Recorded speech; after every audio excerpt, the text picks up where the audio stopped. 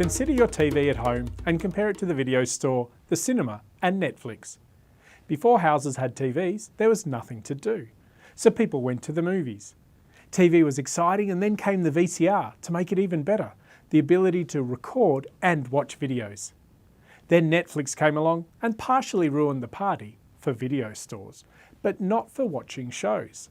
People still loved watching shows. This provides a great example of how product life cycles work.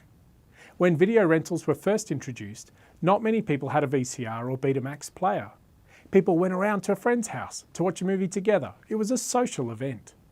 More and more people enjoyed it, and that experience led to a rapid growth in the market. But once everyone had a video player, and the average person was already watching 1 or 2 movies a week, it became very difficult for any new growth to occur. You can't rent out more videos than there are people or time to watch them.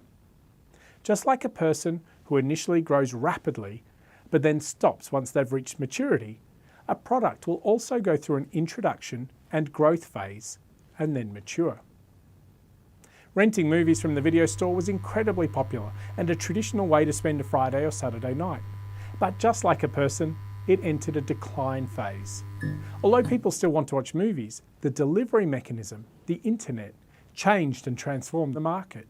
So now we have Netflix and Stan, who initially started in the introduction phase and have now achieved significant growth.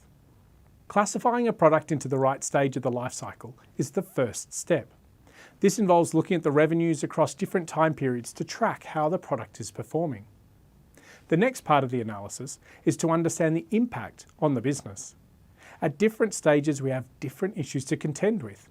In the introductory phase, a large amount of cash is required for product development and marketing, but sales are going to be low, so there's going to be a cash deficit.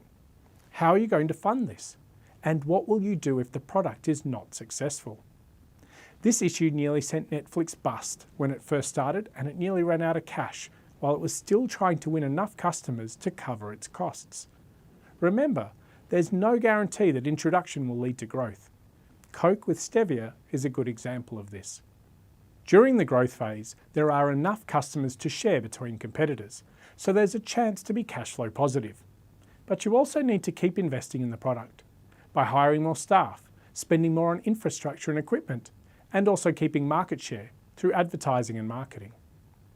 While the maturity phase has less growth occurring, it's still a very positive place to be because less cash is required to be spent on maintaining the product.